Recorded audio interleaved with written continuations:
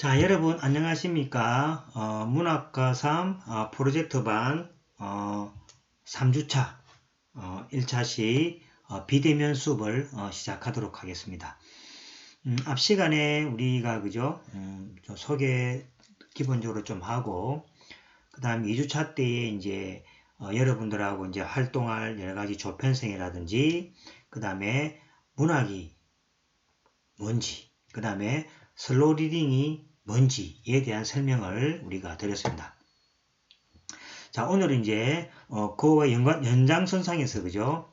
문학과 삶, 그 다음에 그 경계에 이르는 또 철학하고의 어떤 문제들을 조금 살펴보고 약간 깊이 있는 내용에 대해서 좀 공부를 하고 그 다음에 조금씩 이제 안도연 연어에 대해서 우리가 작품 탐구를 한다 그랬습니다. 자, 그 설명하는 사이에 제가 그 연어에 대한 전문을 올려놨죠, 그죠? 그 연어를 여러분들이 읽으면서 그죠? 한번 빠르게 다 읽어보고 나중에 저하고 또 수업할 때 그죠? 슬로우 리딩 하면은 더 좋을 것 같습니다. 자, 그럼 이제 앞 시간 이어서 계속 수업을 진행하도록 하겠습니다. 자, 우리가 여기에 대해서 이제 앞 시간에 제가 설명을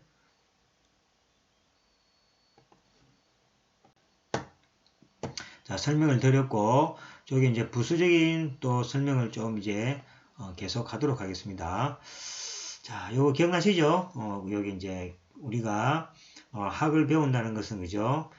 인간이 문자와 글자를 만들기 때문에 인간을 공부하는 것 같은 거고, 그 인간의 관점에서 이렇게 인문학, 역사문학, 예술문학, 또 소설, 시, 산문 이런 것들이 존재하고, 그 다음에 인간이 왜 뭡니까? 어떤 자연을 이치를 탐구하는 거죠.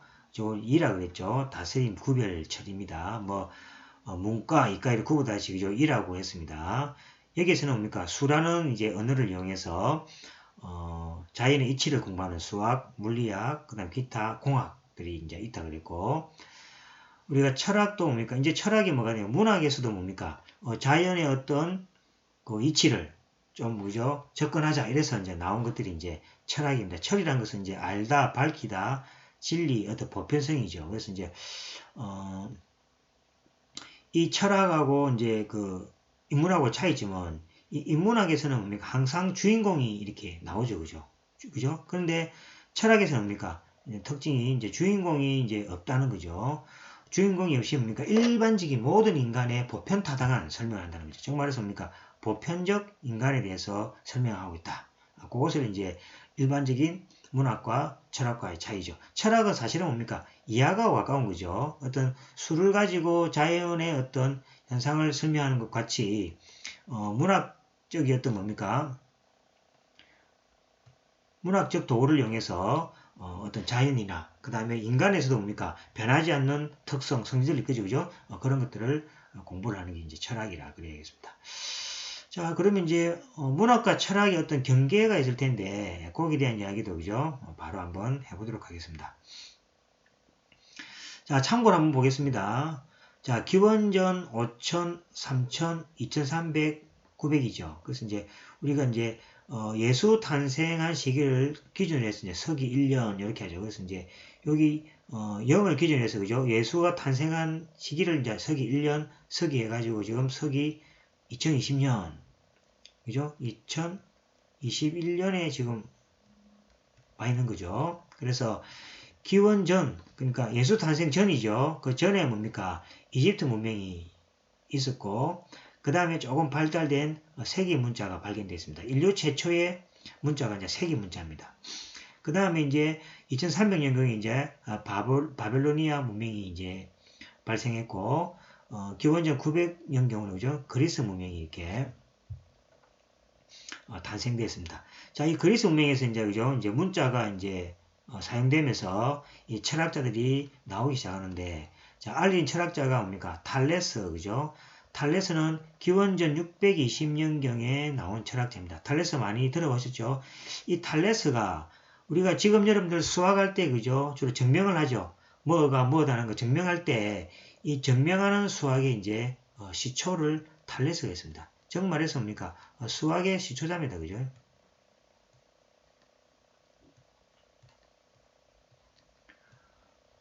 수학의 시초자라도 그죠? 뭐 가능할 정도의 사람이 탈레스입니다. 그래서 이제 철학자입니다. 철학자 기원전 620년경에 탈레스고, 그다음에 탈레스가 이제 최초로 이제 수학 증명을 한 게 뭐냐니까, 여러분들 수학에서 뭡니까? 제일 최초로 증명을 한 내용이 바로 이겁니다. 막국지각은 같다라는 내용이죠.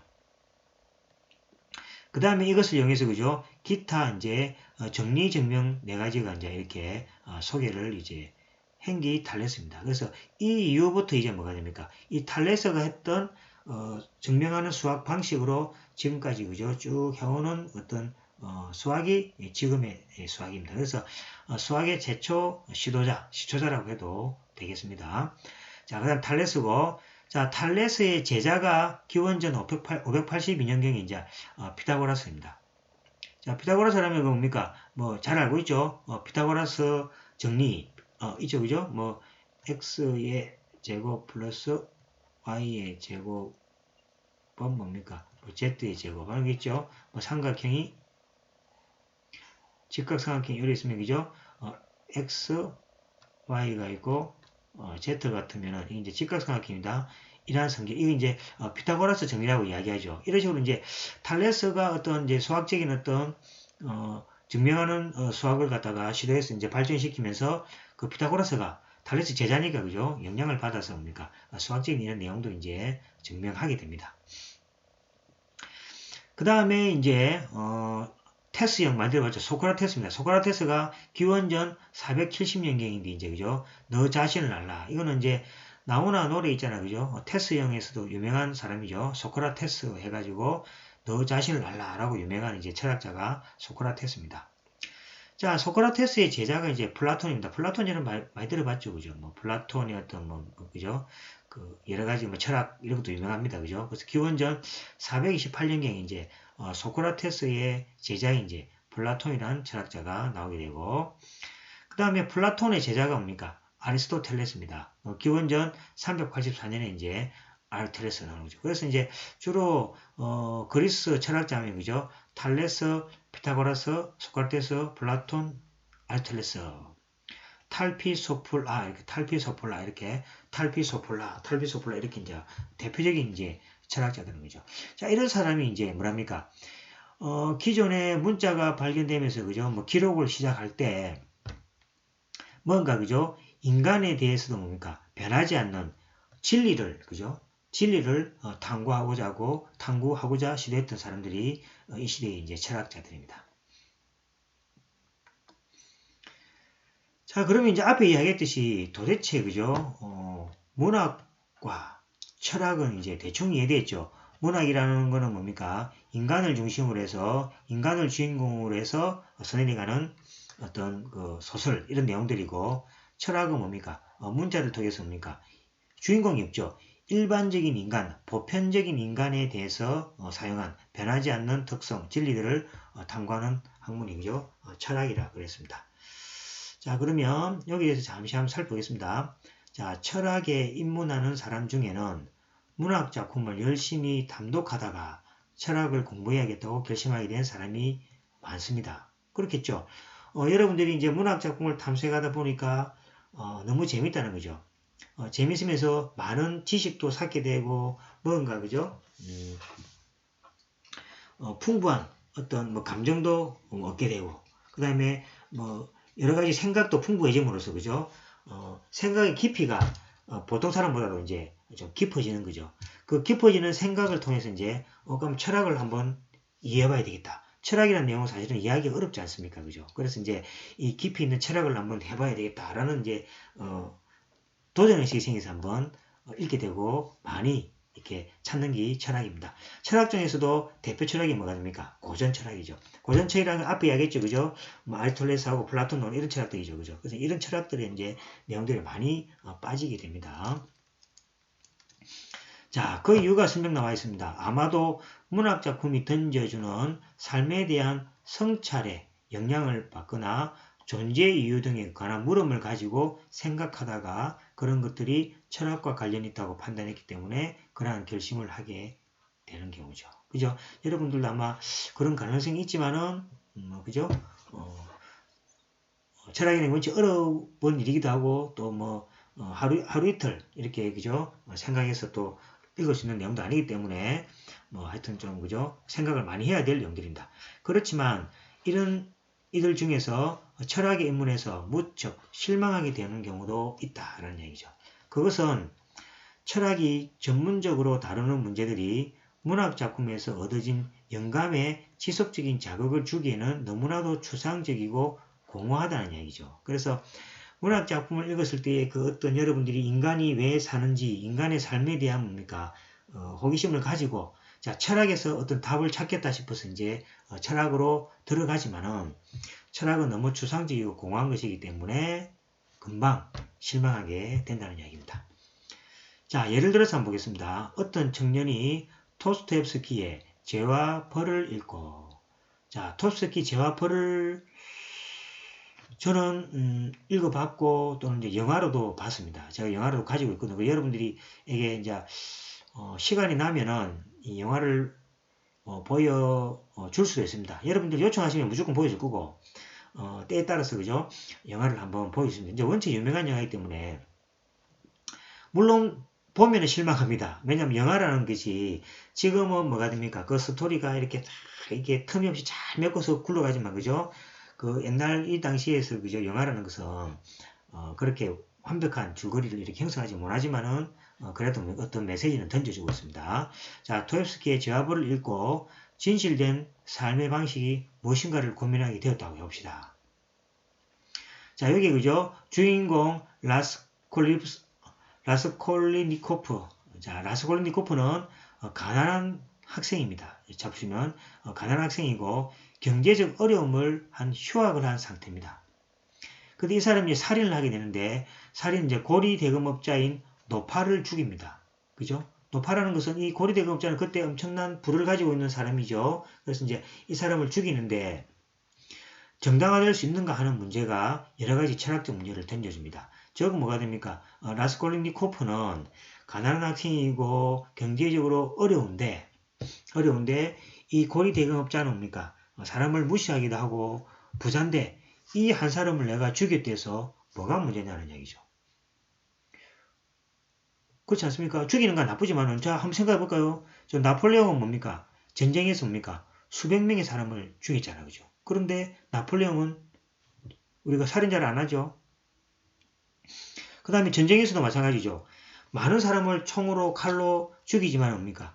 그 사람이 또 뭐가 됩니까? 뭐 범죄인 살인자라고 하지 않답니다. 이제 그런 정당성을 라스콜리니코프가 생각한다는 거죠. 그래서 이제 이 내가 뭡니까? 어렵고 힘든데 이 고리대금업자를 하는 사람을 죽이는 데 대해서 그죠? 뭐가 문제냐? 이제 그런 식으로 이제 영화가 전개된다는 이야기죠. 그래서 영화를 한번 보시면은 좀 뭡니까? 흑백 영화입니다. 물론 보지만은 이제 이랬던 여러 가지 문제들을 생각할 수 있는 것들이 많이 나옵니다. 자, 이런 것들을 한번 생각해 봅시다. 그죠? 그럼 이제 사회적 정의가 무엇인지, 인간이 지켜야 하는 도덕률은 어떤 것인지, 그 다음에 양심이란 무엇인지 등의 문제를 생각해 볼 수 있겠죠. 아까 제가 이야기했지만은 전쟁에서 나폴레옹이 그죠? 수많은 무고한 사람들을 죽였는데 그런 사람이 죽인 거와 내가 뭡니까? 배고프죠. 배고픔에서 그냥 부자인 사람을 죽인 거하고 그죠? 뭐가 다르냐고 막 이렇게 이제 생각한다면 이제 그죠? 이제 사실은 뭐 틀린 말도 아니지만 이제 어떤 정의가 과연 무엇이냐, 도덕이 무엇이냐, 양심이 무엇이냐라고 이제 또 여러 가지 또 생각을 해볼 수 있는 문제죠. 자, 이런 철학적인 문제를 고민하게 된 청년이 철학적인 해답을 얻기 위해 윤리학 입문서를 만약에 읽어야 된다고 해봅시다.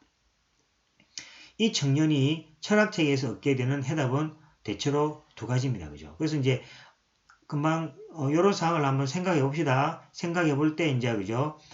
이게 대한 해답을 이제 얻기 위해서 이제 윤리학을 한번 본다고 합시다. 그러면 이제 다음과 같은 두 가지 문제로 이제 기울된다는 얘기죠. 벤담이나 밀 같은 공리주의자. 자, 이 공리주의자도 여러분들 아마 조사를 한번 해봐야 되겠죠. 그래서 이것도 아마 그죠. 여러분들 발표 시간을 한번 가져서 한번 조사를 제가 그죠. 조별로 한번 시킬 수도 있습니다. 그죠? 벤담이나 밀의 공리주의자. 이 공리주의가 도대체 무엇이냐? 이라는 거죠. 그래서, 제가 시간이 나면 소개해 주겠지만은, 여러분들에게 또 조별로 또 한번, 그죠? 발표도 시킬 수도 있겠습니다.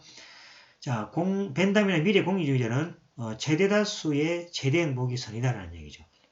즉 말해서 어떤 뭡니까? 정의가 있는 것이 아니라, 최대 다수의 최대 행복이 선이라는 거죠. 많은 사람들이 만족하고 거기서 행복을 느낀다면 그것이 바로 선이다라는 얘기죠. 이런 명제와 칸트와 같은 의무론적 철학자.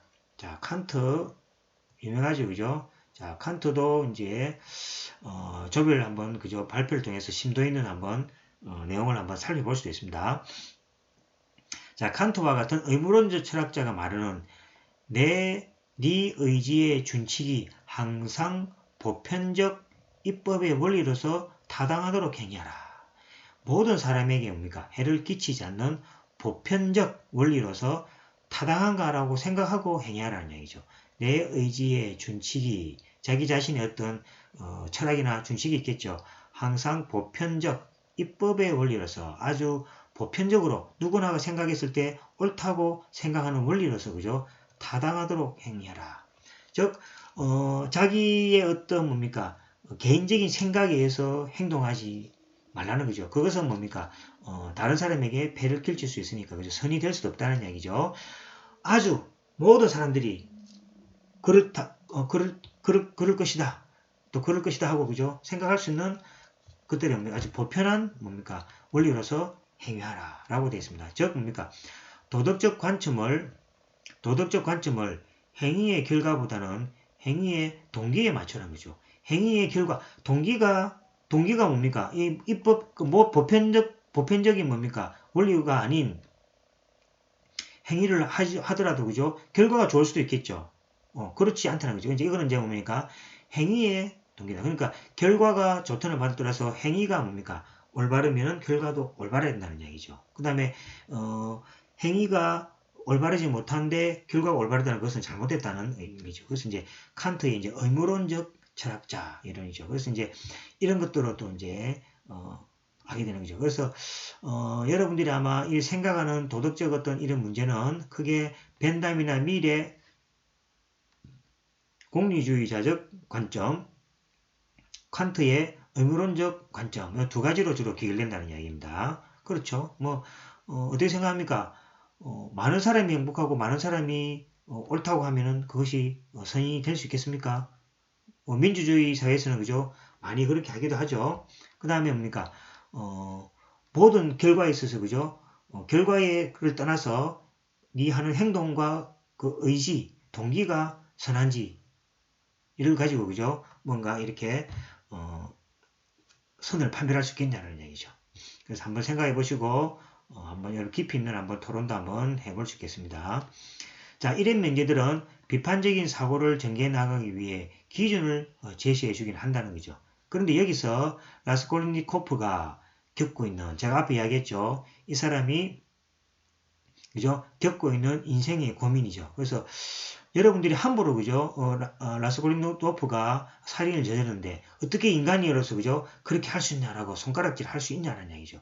이 라스콜니코프의 상황이 얼마나 처절하고 그죠? 또 얼마나 힘든다는 것을 알게 되면은 여러분들이 또 생각이 바뀔 수 있다는 거죠. 그래서 이제 이 영화를 보면서 라스콜니코프가 겪고 있는 인생의 고민, 그 다음에 장애인 소녀가 짊어지고 있는 삶의 무게와 고통 등은 모두 사라진 채 도덕적으로 선한 행위란 무엇인가에 대한 차가운 정의만 남아있게 되는 거죠. 자, 라스콜니코프가 처한 인생의 어떤 고민, 아주 죽을 만큼의 힘든 상황, 그 다음에 여기에 등장하는 뭔가 장애인 소녀가 있습니다. 이 소녀가 이제 매춘 같은 걸 하는 이제 소녀인데 이 소녀와 뭡니까 라스콜니코프가 관계를 이렇게 알게 됨으로써 많은 사건이 또 이제 결과가 또 바뀌게 됩니다. 그래서 이 이제 소녀가 짊어지고 있는 삶의 무게와 고통 궁금하시면 영화를 보시면 됩니다. 모두 사라진 채 이것은 배치된 채 너는 사람을 죽였으니까 나쁜 행위를 했다고 그죠? 손가락질 할 수 있다는 얘기죠. 그죠? 그래서 이제 이런 것들을 여러분들이 한번 생각을 해봐야 된다는 이야기 되겠죠. 물론 뭡니까 철학적인 의미에서 실험 보는 겁니다. 그죠? 뭐 그럴 때에서 뭡니까 여러분들이 뭡니까 자기가 힘들다 해서 그죠 상대방을 이렇게 목숨 해치는 그런 것들은 하면 안 되겠죠. 하지만 이제 초창기에 법률이 생기기 전에 그죠 인간이 어떤 그 사회 체제가 만들어지기 전에 이런 어떤 문제들은 그죠 많은 생각의 대상이고 철학적 대상이었다는 이야기죠. 이 청년이 죄와 벌을 읽고 자신의 삶을 돌아보면서 여러 가지 생각을 하게 되는 것은 아마도 그 작품이 윤리적인 개념에 대한 정의를 내려주고 있어서가 아니라 그죠? 윤리정의보다는 주인공들이 겪고 있는 삶의 고통이 자신의 삶과 중첩되고 나타나기 때문이라는 얘기죠. 그래서 이제 자기도 이해될 수 있다는 부분이죠. 자기 삶이 너무 어렵고 죽도록 힘든데 그죠? 힘든데 마지못해 살기 위해서 그죠? 저런 범죄를 저지를 수도 있겠다라는 어떤 그죠? 위안을 받을 수 있다는 거죠. 자, 그런데 철학책에서 주인공이 등장하는 경우는 거의 없죠. 여러분들 철학책에서 뭡니까? 주인공 없죠. 우리 문학소설에서 주인공 많죠. 홍길동이라든지 여러 가지 그죠? 많은 주인공들이 존재하죠. 그죠? 그래서 이제 이 주인공 하나하나의 어떤 재미난 일들을 또 인간 생활의 어떤 일어나는 어떤 행동이나 특징들을 그죠? 재미있게 풀어나는 게 문학인 반면 철학은 뭡니까? 한 사람에 대한 이야기가 아니죠. 그죠? 그 한 사람에 대한 이야기는 진리가 될 수 없기 때문에 그죠? 배제됩니다. 그래서 이제 철학이라는 것은 그죠? 모든 사람에게 보편된 사람에게 일어날 수 있는 일들에 대해서 이야기를 하는 거죠. 지금 여기서 보시면 그죠? 어떤 뭡니까? 도덕적인 문제는 뭐가 됩니까? 이 도덕적인 문제에서 어떤 정의라든지 선이라든지 이런 것들은 뭡니까? 어느 특정한 사람의 대상이 아니죠.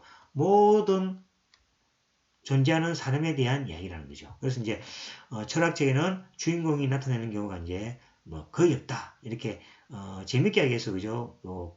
나타낸 책들이 있을 수도 있겠죠. 그 다음에 연인이나 원수도 등장하지 않는다는 거죠. 자, 그래서 얼마나 뭡니까? 건조하겠습니까? 그죠? 여러분들이 문학이란 건 뭡니까? 주인공이 있고 그 주인공들이 어떤 연인 관계라든지 원수 관계에서 뭡니까? 이 너무 그죠? 재미를 느끼고 또 기대가 되면 또 읽게 되는 경우죠. 근데 철학에서는 그런 게 없으니까 그죠? 얼마나 몸이 건조하고 따분하겠습니까? 굳이 주인공을 찾자면 보편적인 인간이라고 해야 할 겁니다. 이런 보편적인 인간에 관한 이야기를 자신의 이야기로 삼기는 쉬운 일이 아니겠죠. 그죠? 어떤 특별한 한 개인의 아주 뭡니까? 처절한 어떤 인생관이 문학으로 나온다면 그것을 통해서 뭡니까? 자신의 어떤 위로받기도 있겠죠. 아, 저렇게 어려운 사람도 있는데, 그죠? 나는 거기보다 좀 낫다라는 위로감도 가질 수 있겠죠. 하지만, 그죠? 이 철학적인 뭡니까? 보편적인 인간에 대해서는, 그죠? 누구나가 다 생각하는 부분이기 때문에, 어떤 위로받기는 좀 쉽지 않을 것 같습니다. 나의 구체적인 삶의 상황과 보편적인 인간에 관한 추상적인 이야기를 연결시키기 위해서는 철학자들이 말하는 이성적인 추론 능력, 아까 이야기했죠, 그죠? 자연의 원리를 공부하는 이과, 이의 원리에 해당되겠죠.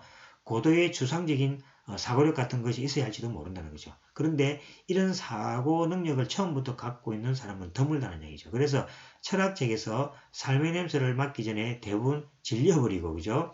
철학을 멀리하게 되는 그런 경우가 된다는 이야기죠. 자, 그래서 이제 이렇게 된 원인이 어디 있을까 한번 찾아보는 거죠. 왜 뭡니까? 철학이라는 그 학문이 그죠? 나오게 되었고 또 이렇게 나오게 된 원인이 무엇인가 한번 살펴보자는 거죠. 자, 독자가 이성적인 사고 능력을 적절히 교육받지 못한 탓일까요? 그렇지 않죠. 분명히 그렇지 않을 겁니다. 너무 편하게 말하는 것인지도 몰라도 그 원인을 그죠? 자, 플라톤까지 한번 소급해서 답을 찾고자 합니다. 플라톤 앞에 그리스 철학자였죠. 자, 플라톤이죠. 플라톤이라면 이제 이것도 여러분들 한번 지금 프로젝트 수업이니까 한번 그죠? 조사를 해봐야 될 것 같습니다. 그죠? 그래서 이제 지금 나왔죠. 벤담과 밀의 철학하고 그 다음에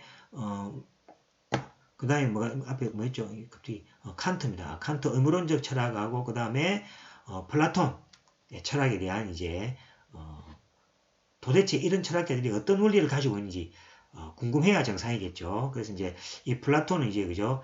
이상주의자, 도덕적 절대주의자입니다. 자, 보겠습니다. 추구했던 보편적이고 영원 불변한 진리. 자, 영원 불변한 진리입니다. 이 진리가 어떤 상황에서도 변하지 않는다는 얘기죠. 영원 불변한 진리의 개념이 2500여 년간의 그죠? 지성사라는 것은 여러분이 어떤 생각은 우리 어떤 생각의 어떤 세상이라 생각하시면 됩니다. 미친 엄청난 영향력을 과소평가해서는 안 될 것이다. 그렇지만 플라톤식 진리 개념은 철학자들에게 일종의 지적인 강박증을 심어준다는 것입니다. 보겠습니다. 말하자면 영원한 진리를 추구하는 사람은 자, 이 영원한 진리라는 것이 그죠? 어렵습니다. 그죠? 한번 수업 시간에 한번 이야기해 보겠습니다. 영원한 진리를 추구하는 사람은 보편성. 자, 진리의 특징이 그죠? 보편성이 되어야 되겠죠. 그 다음에 객관성, 그 다음에 엄밀성, 합리성 등을 최고의 가치로 여겨야 하며 그래서 구체적인 현실을 떠나 모든 사람이 중요하죠. 사람이 수긍할 만한 궁극적인 진리에 대해 말해야 한다는 것입니다. 그래서 플라톤의 이상주의적이죠. 그러니까 말 그대로 이데아 세계죠. 우리가 바로 플라톤 하면 이데아라 그러죠. 이데아라가 뭡니까? 이데아라는 도달할 수 없는 절대의 어떤 세계, 이상주의 세계 이렇게 생각하시면 되겠습니다. 세계에서 오는 것이죠. 모든 사람이 수긍할 만한 진리에서 한다는 거죠. 자, 이 좀 뭔가 뭡니까? 좀 뭡니까? 이게 추상적인 개념에서 뭔가 그죠? 행하는 거죠. 자, 이런 강박점에 시달리는 사람들의 글을 읽는 독자에게 이성적인 사고력이 부족하다고 나무라는 것은 너무 심한 일일 거고, 오히려 그런 뭡니까? 대단한 진리에 대한 물음을 던지면서 시인들을 자기 편으로 끌어들이지 못한 플라톤을 원망하는 쪽이 더 나을 것입니다. 너무 뭡니까? 이상주의적인 이데아적인 어떤 철학을 추구했던 이제 그것이 플라톤이죠. 그러면 뭡니까? 이 플라톤의 세계를 우리가 도달하지 못한 데에 대한 뭡니까? 자책감을 느끼기보다는 그런 뭡니까? 말도 안 되는 그런 뭐 철학을 내세우는 플라톤을 원망하는 게 더 낫다는 이야기죠. 과학기술의 시대를 사는 우리에게 있어서 철학이 더 재미없는 것이 되는 그럴 만한 이유가 있다라는 이야기죠. 그래서 문학적 요소를 배제한 뭡니까? 이런 뭡니까? 벤담 밀의 철학이라든지 칸트의 철학이라든지 그 다음에 플라톤의 철학 이런 것들은 그죠? 무미건조하다는 얘기죠. 그래서 읽었을 때 재미가 거의 없다는 거죠. 단지 뭡니까? 깨달음의 재미는 있습니다. 여러분들 수학을 풀면서 뭡니까? 모르는 것을 알았을 때의 즐거움이 있듯이 철학에서도 뭡니까? 어떤 깊이 있는 뭡니까? 어떤 그 세계를 깨달음으로 해서 그죠? 거기에 대한 즐거움은 있습니다. 자, 그 다음에 하이젠버그나 아인슈타인 여러분 잘 알죠, 그죠? 여기 이제 여러분들은 이제 이학자들이죠, 과학자들입니다, 그죠? 아까 전에 말했지만 자연의 이치를 연구하는 학자들이죠. 자, 물리학자라 생각하시면 되겠습니다. 자, 물리학적인 업적에 자극을 받은 일련의 철학자들은 이제 이 철학자들이 이 아인슈타인의 뭡니까? 변하지 않는 이 진리 또 원리에 대해서 그죠? 철학자들도 이와 같이 해야 되겠다 생각을 하게 되는 거죠. 그러니까 철학자들은 철학이 더 이상 모호한 문학작품 같은 형태로 쓰여져서는 안 되며 문학작품을 배제하자는 얘기죠. 엄밀하고 과학적인 철학이 성립되었다고 주장하기 시작합니다. 자, 어떻습니까? 이런 아인슈타인의 아이젠버그의 어떤 결과에 자극을 받아서 철학은 더욱더 뭡니까? 엄밀해지고 과학적인 내용으로 빠지들기 시작한다는 이야기죠. 자, 분석 철학자들이 이제 그죠? 처음에 착수한 작업은 철학의 영역에서 그죠? 무의미한 언어를 배제시키는 것이었다. 그래서 이제 이 철학 영역에서 보시면 이제 막 뭐 재밌는 문학적인 그 언어들 있잖아요, 그죠? 그거를 이제 빼버리고 이 말도 뭡니까? 기호화하기 시작합니다. 여러분들 뭐 철학 공리주의 철학 이런 거 보시면은 대부분 여러분들 우리 수학에서 집합론에 사용하는 기호들 있죠. 참, 거짓 하는 거 있잖아요. 그죠? 이런 것들이 거기에 들어갑니다. 그죠? 그래서 이제 이런 식으로 이제 과학적인 어떤 분석으로 들어가려고 시도한 작업들이 이제 철학이 있다는 얘기죠. 이런 이제 철학들이 있고, 그 다음에 문학적인 수사에서 이제 더 문학적인 내용을 완전히 빼버리고, 기호 논리학, 이제 수학적인 내용이죠. 자연과학에서의 언어들만 가지고 철학을 하게 됩니다. 그래서 이제 순수 고전 철학을 보시면은 기호적인 부분, 우리 수학에서 말하는 집합론에서 했던 기호들 있잖아요. 그런 게 많이 사용하게 됩니다. 분석 철학은 철학적인 문제에 관심을 가진 일반 독자들에게는 이제 지향이라는 얘기죠. 그래서 이제 철학의 이제 깊이를 넘어서 그죠? 이 분석 철학의 세계까지 이제 도달하게 되면은 커진 이게 뭡니까? 이제 문학이라 하기보다는 뭡니까? 뭐 과학이라고 거의 생각해도 다르지 않겠습니다. 그래서 철학적 개념이 그죠? 이제 분석 철학까지 넘어왔습니다. 자, 이제 그죠? 그렇지 않아도 철학자들이 말하는 추상 수준이 너무 높아서 자신의 삶에 어떻게 관련을 지어야 할지 난감해하는 사람들에게 기호 논리학에 익숙지 않으면 철학책을 그죠? 읽을 수조차 없다는 것은 지나친 처사가 아닌가 이렇게 생각하는 거죠. 그래서 책을 읽어야 되는데 책 내용보다는 뭡니까? 기호 논리, 즉 수학적인 어떤 기호라든지 이런 걸 익혀야 되니까 그죠? 얼마나 힘든 일인지 여러분들도 생각해도 어렵겠죠. 생각해도 뭡니까? 책을 읽기 싫겠죠. 일반 독자를 무시하는 대가를 치르면서 철학은 지난 반세기 동안 자신들이 목표라는 객관성, 보편성, 합리성의 가치에 대해서 그죠? 성과를 내려고 그럽니다. 그런데 결론은 어떻습니까? 좋아졌습니까? 철학을 옛날에 우리 뭡니까? 대학교 다닐 때는 철학이라는 학문이 있었습니다. 그래서 1학년 때 교양 과목으로 모든 대학생들은 철학을 이렇게 듣게 되어 있습니다. 그 정도로 철학에 대해서는 이제 가치가 있고 좀 고상한 이런 학문으로 인식되었었는데 지금 뭡니까? 뭐 철학만 하는 건 거의 없죠. 뭐 철학의 한기 해가지고 철학하고 문학하고 뭡니까? 섞어서 뭡니까? 문학적인 관점에서 철학을 보려는 데 그런 있지만은 순수 철학적인 어떤 내용은 이제 뭡니까? 커진 우리 곁에서 떠나버려야 되죠. 그 이유가 바로 다음에서 설명합니다. 자, 상당히 회의적이라는 얘기죠. 예를 들어서 과학 철학의 수많은 논의들은 몇몇 철학적인 사유를 하는 과학자들을 낳을지는 모르지만 과학적인 작업에 도움을 준 바는 사실 별로 없다는 얘기죠. 그래서 이제 이 철학을 가지고 이 과학은 과학적인 결과로부터 도움을 얻지 이 과학 철학이 뭡니까? 이 과학에 도움을 주지는 않았다는 얘기죠.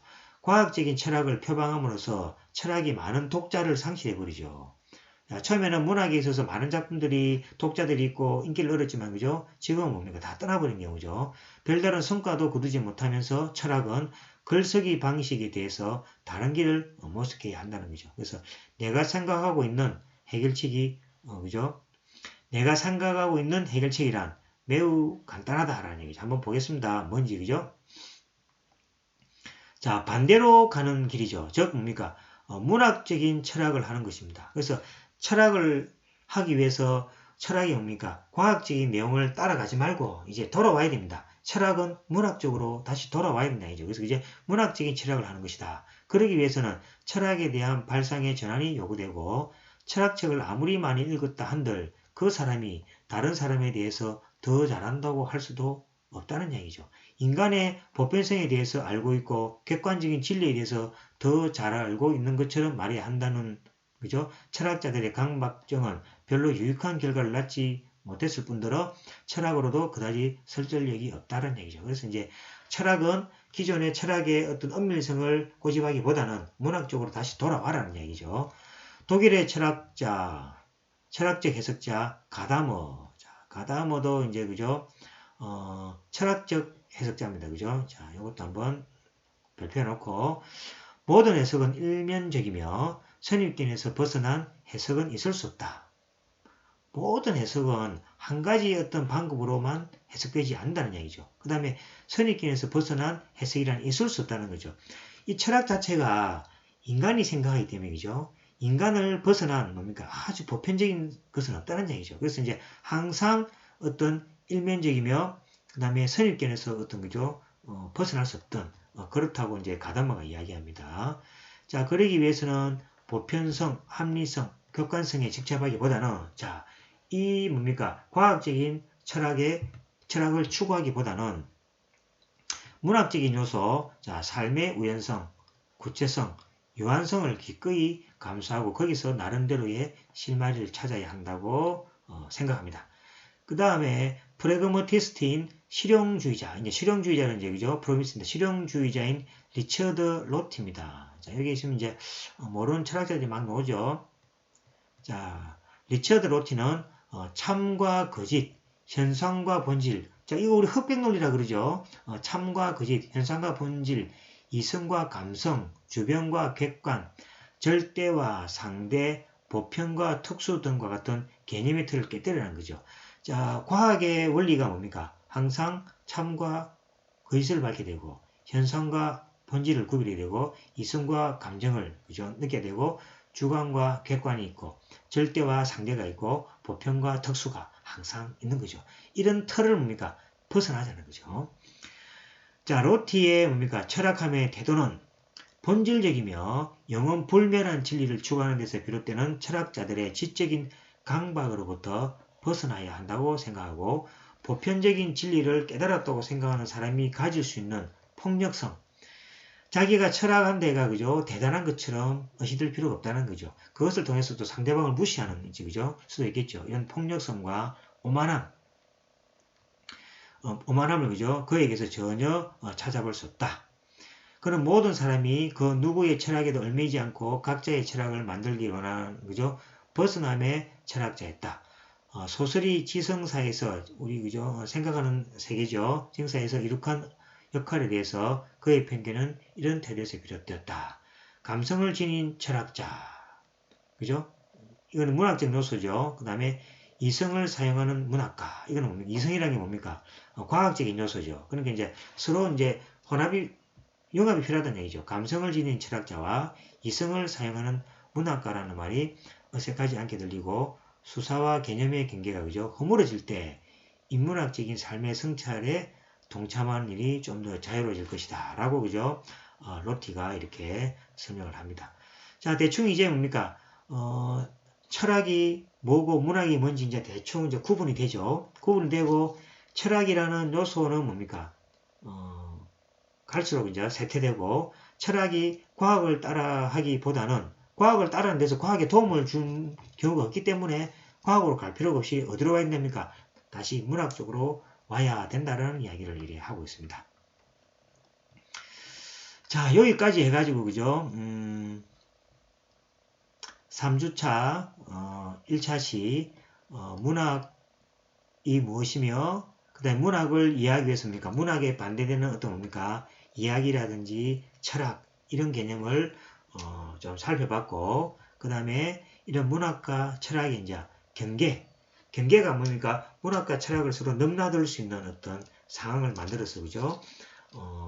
아까 말했지만은 그죠? 문학적인 요소의 철학을 좀 가미하고 또 그죠? 철학적인 요소의 문학을 좀 가미해서 그죠? 서로 융합할 수 있는 그런 형태로 가야 된다라고 이제 이야기를 하고 있습니다.